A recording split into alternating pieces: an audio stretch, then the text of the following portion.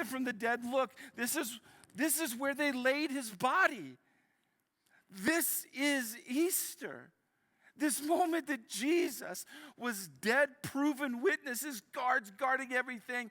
And 3 days later, he is now alive. The witness is now like telling this story over and over and over. It's an epic moment, and so we celebrate Easter, the resurrection of Jesus. It's awesome. If we get it. See, some of us are like, okay, so he came back to life. Okay. I think it leaves a question for you and I. What does the resurrection of Jesus, what's it mean for me? Like, I think we have to let it be personal because it's designed to be personal. The resurrection of Jesus means something for you. It ought to mean something for you. But I want to show you why it should mean something for you.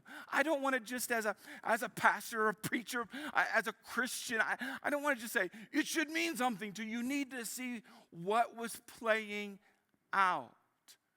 So Jesus resurrects from the dead, is alive, and starts to actually meet with people. There's hundreds of witnesses, hundreds of moments where people are interacting with them.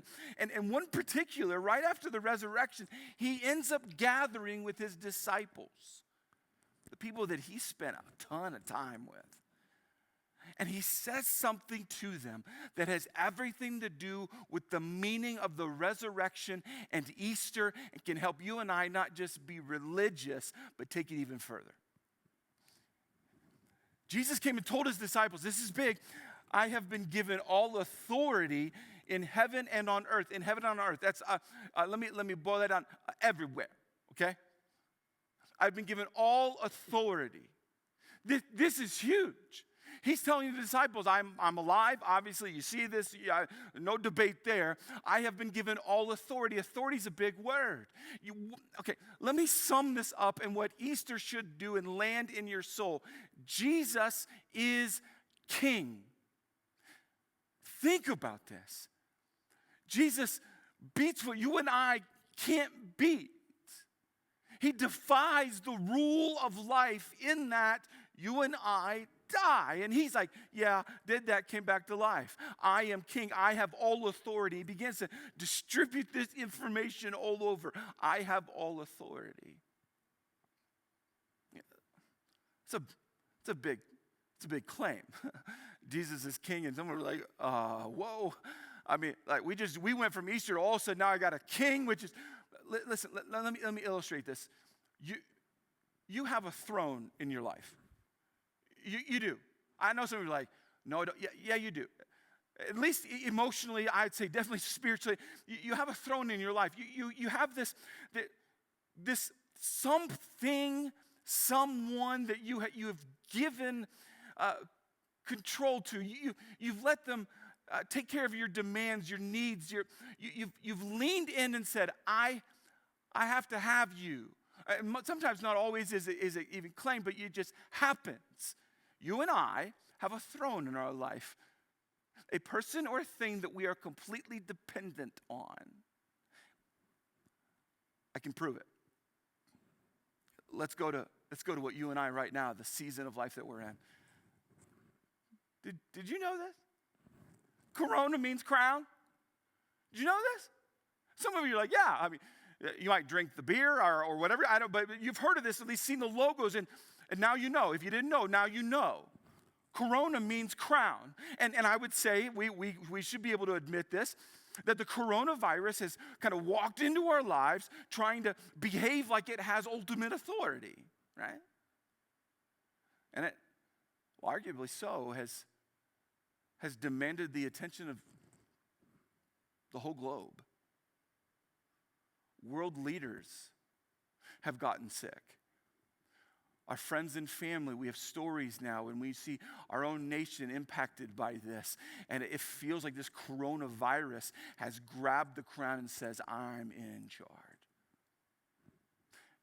You have someone or something that's tried to grab the crown, the authority. I mean, this has been happening for a long time. Just think about the people in your life who have claimed to be the best, the ultimate authority in everything. Okay, here, let's have fun here. Okay, here. Burger King and Dairy Queen. Come on. Okay. I'm not hating on this, but Burger King claims to be the best. And most of us right now are going, I don't think it's the best hamburger I've ever had in my entire life. Dairy Queen. Again, claiming authority, like, hey, we're the best ice cream. Okay, maybe you don't want to talk food.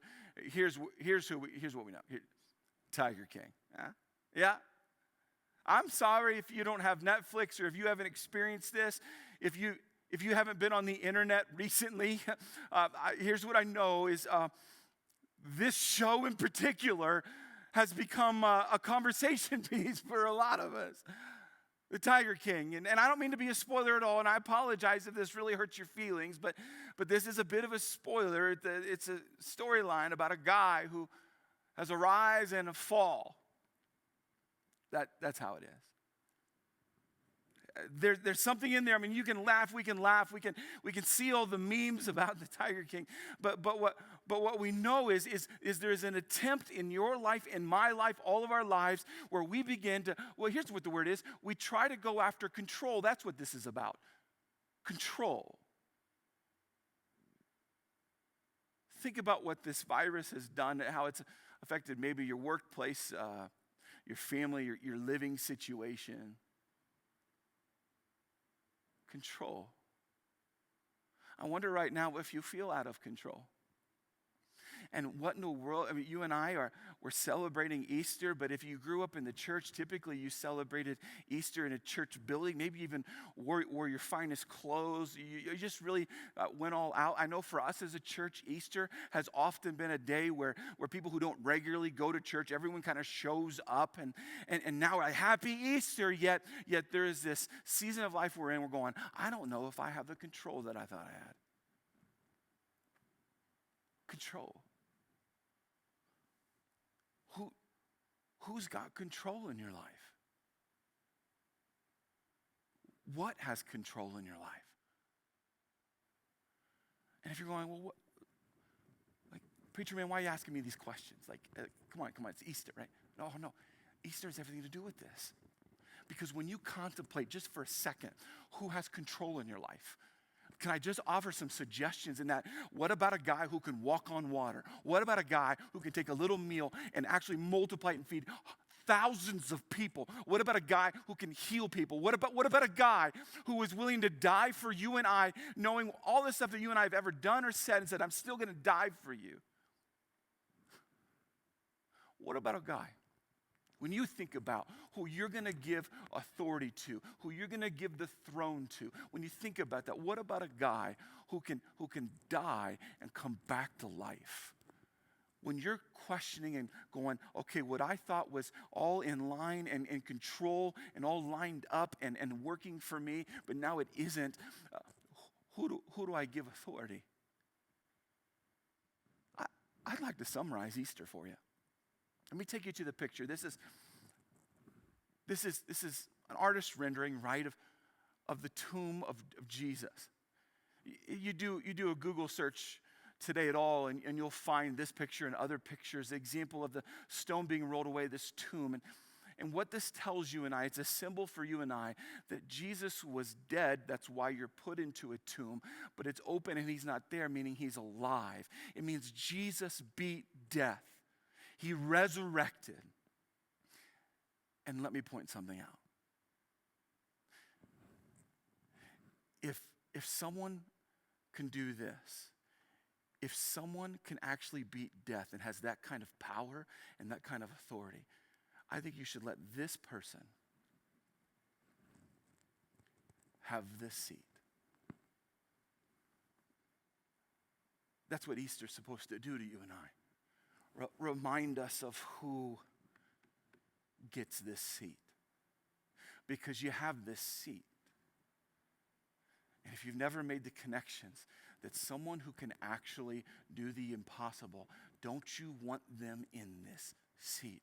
If right now you're struggling with how do I pay my bills, if you're in fear of this virus and how it's going to affect you, if it's a relationship thing going, I don't know how this is going to get remedied or restored, if you're just looking at your future and it's uncertain, if you're disappointed because of how your school year played out and you're going, I feel like it's just spinning out of control, then I'll ask you, who is your king? You have a throne, and it has everything to do with control.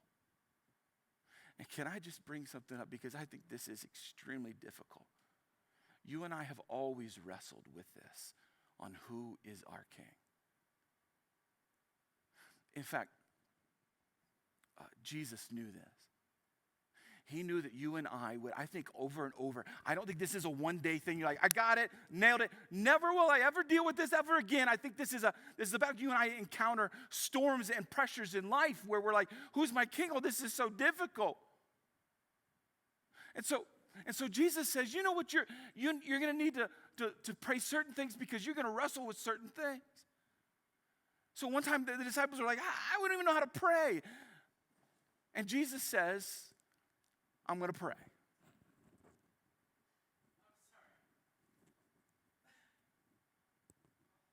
Yay.